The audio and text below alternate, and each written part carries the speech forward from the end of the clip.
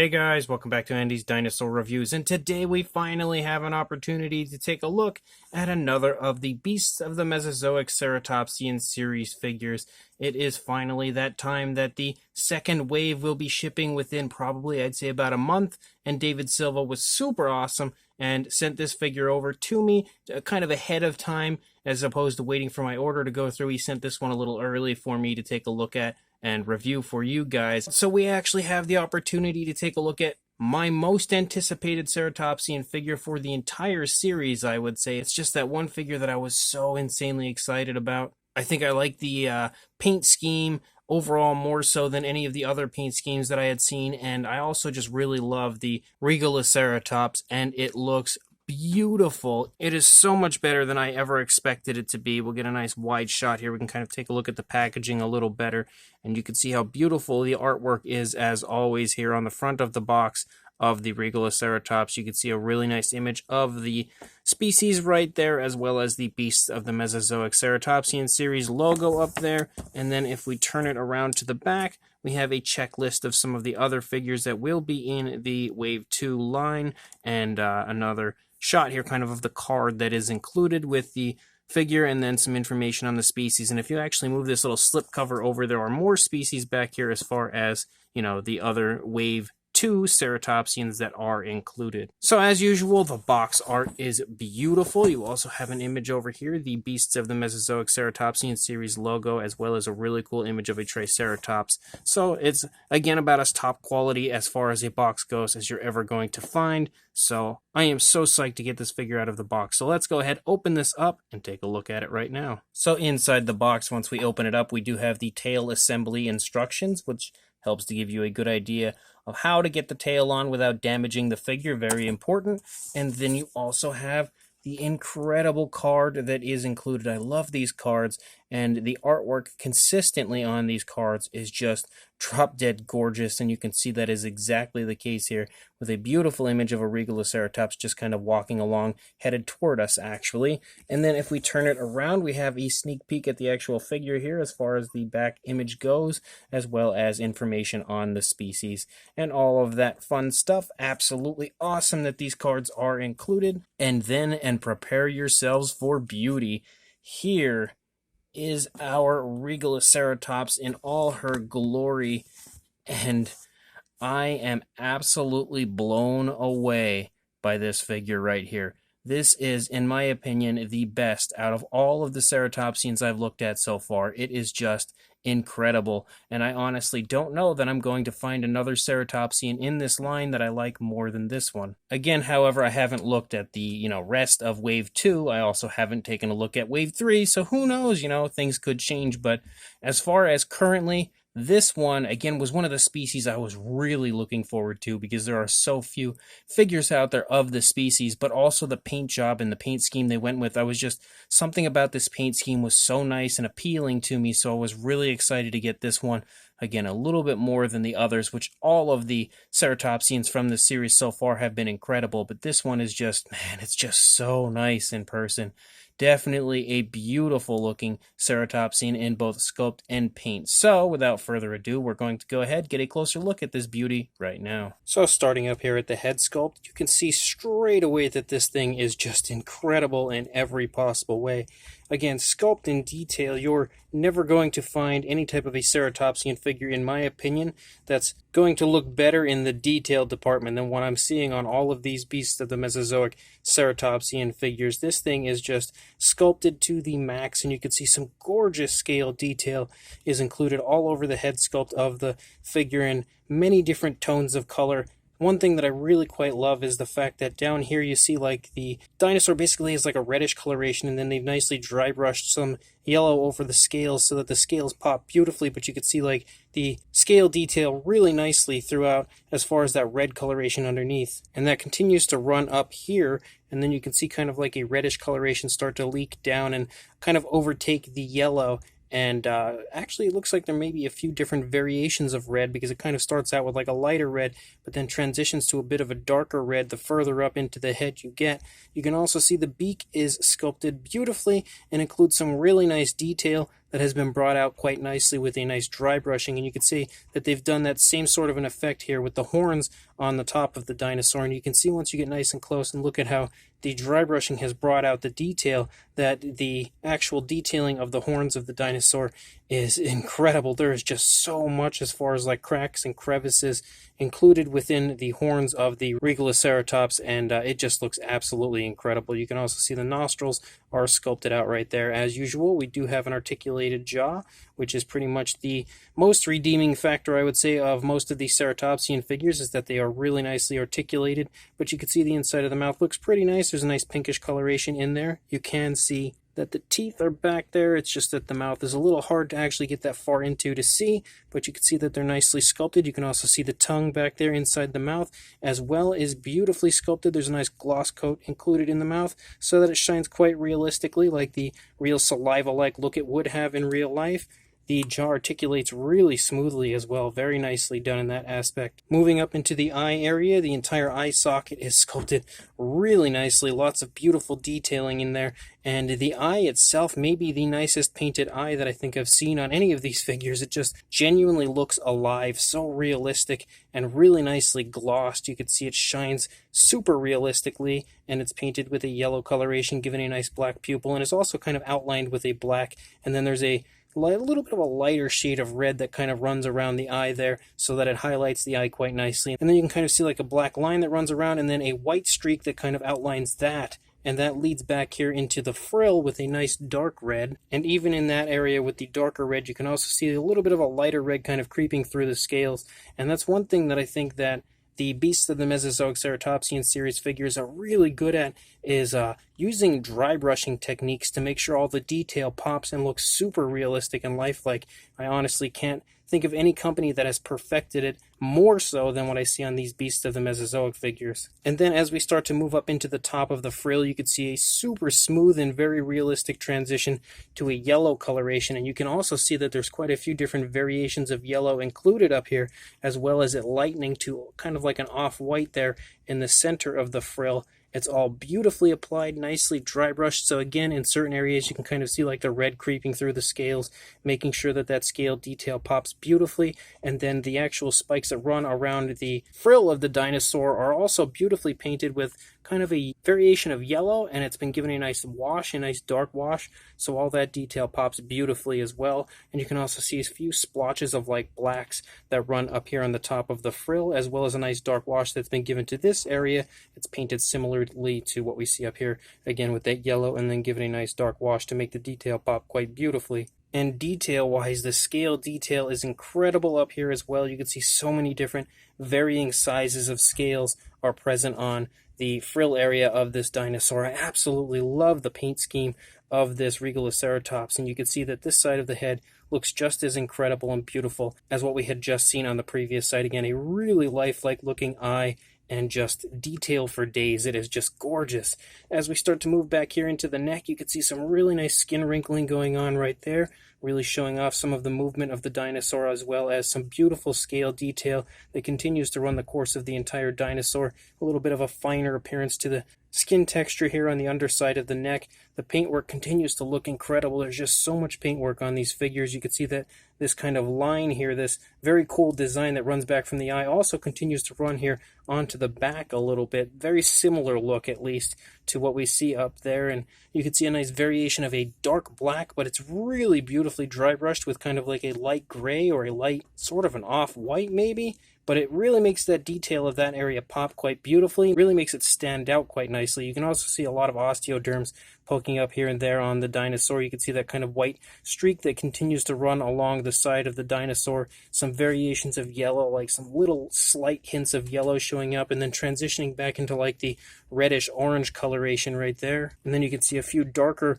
reds that kind of pop through here and there. They kind of splotch in certain areas, and then as we move up, we could see another variation of the darker red, and transitions back to a black, and then to a different variation of red. So there's just so much color variation to the figure. It's honestly mind-blowing. You can also see a row of osteoderms that run the course of the spinal column of our dinosaur as well. And if you look here at the back of the frill sports a nice light orange primarily. It also has a really beautiful appearance as far as the scale detail goes back there. Of course, we have some nice articulation in the neck, which allows the ability to see that area fairly well.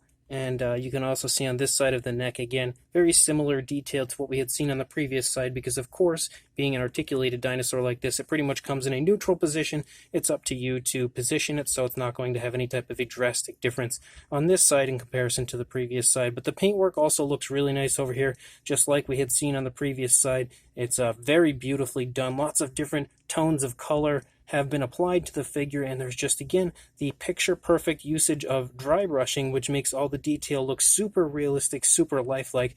I cannot, again, think of any company that does a better job as far as that dry brushing technique than the Beast of the Mesozoic line. As we move down into the front leg, you can continue to see, on top of the incredible sculpt work, the really nice paintwork of the figure. Again, some more variations of color are included here, as far as like kind of like an orangish coloration, and then it turns into a lighter orange here on the inside of the legs. And you can also see the foot sculpt looks incredible. Beautifully painted nails, and they are glossed very realistically. Like, they actually have like that picture perfect appearance as far as like the way nails would gloss, and I just think it looks super nice. In the stomach region, you have kind of like some skin folds, some skin wrinkles and stuff going on down here in the lower part of the stomach, and you can again see a really smooth transition as it transitions to an off-white down here on the underside.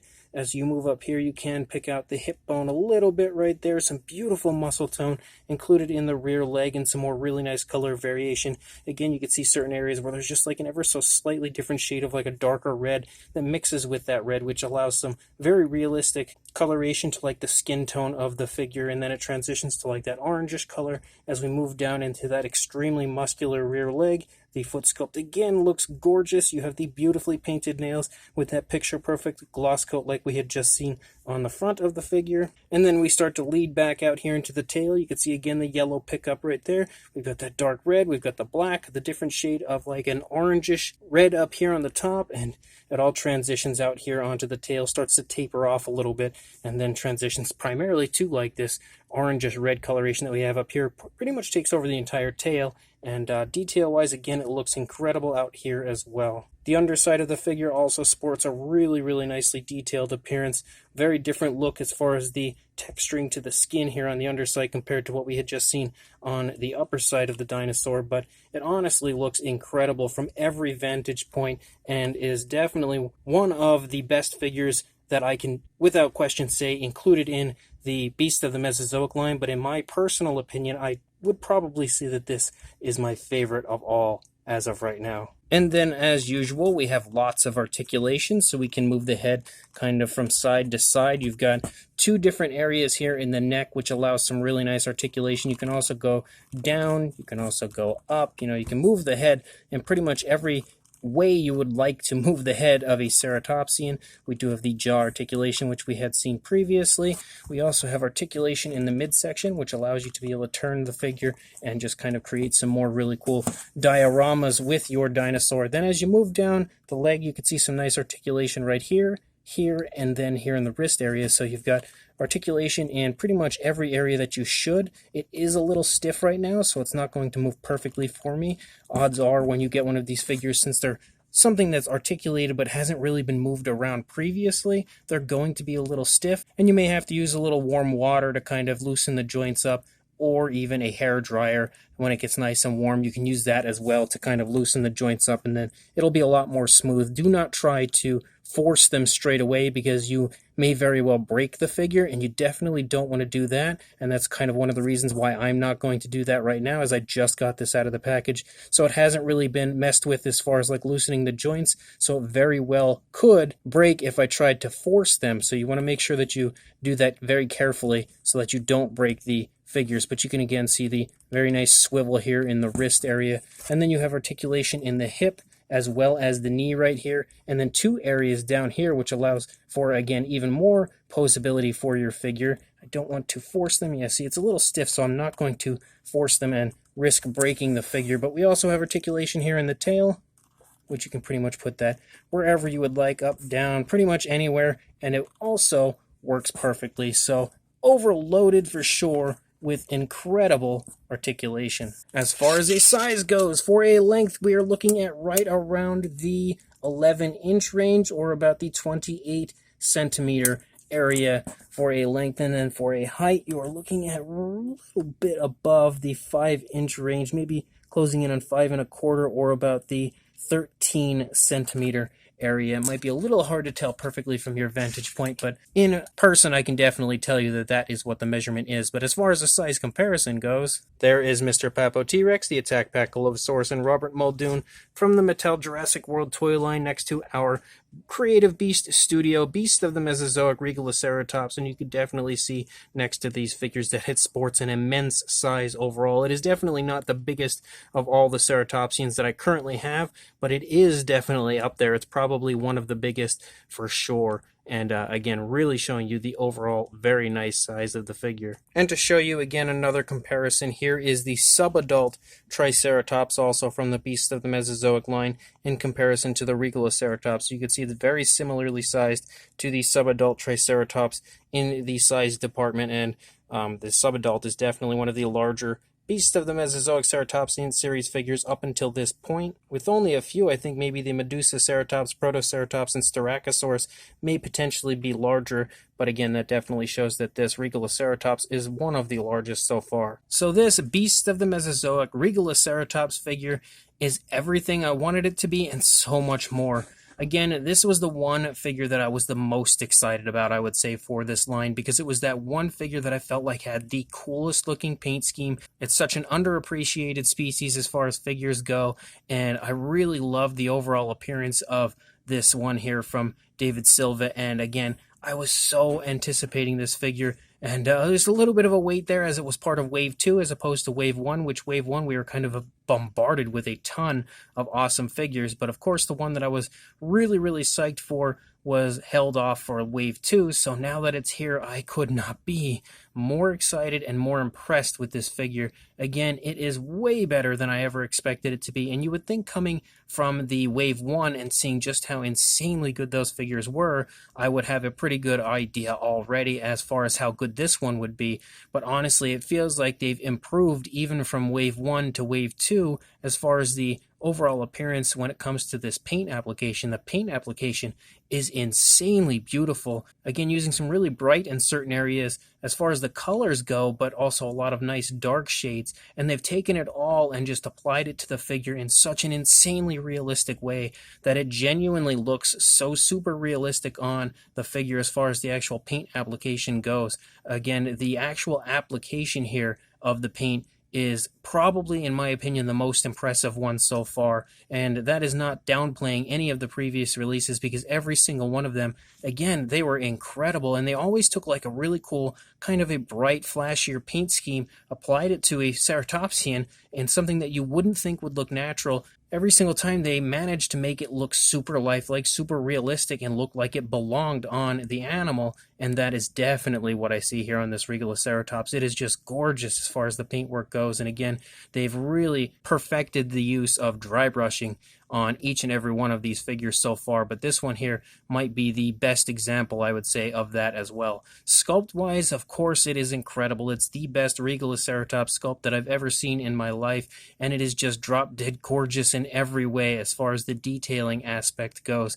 Again, super appealing looking, really pleasing to the eye, sculpt, but also very realistic looking, very accurate to the species, and overall it is just a gorgeous representation of Regaliceratops, sculpt-wise and also paint-wise. And then you have some awesome articulation, which allows some really cool poseability on your figure, allows you to create any type of a diorama you choose, and that is always the icing on top of the cake as far as these Beasts of the Mesozoic figures go. So again, I want to say one last huge thank you to David Silva for allowing me an early opportunity to take a look at this figure before the actual Wave 2 starts to ship. Again, it was very kind of him to allow me this opportunity to take a look at this a little bit early, and I could not be more excited that the first figure here from Wave 2 that I get to look at is my favorite as well. So make sure that you pick this figure up. Again, it is currently available still on the Beast of the Mesozoic Backerkit. You can check out the link in the description, as I will include a link to that so that you can head on over there and pre-order this currently, as it is about to arrive. It's about to start shipping, so it'll actually then head to the website. So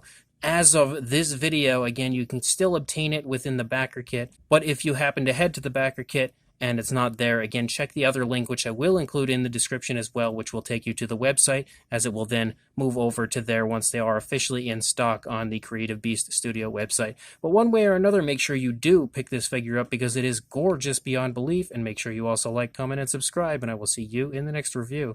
Thanks for watching.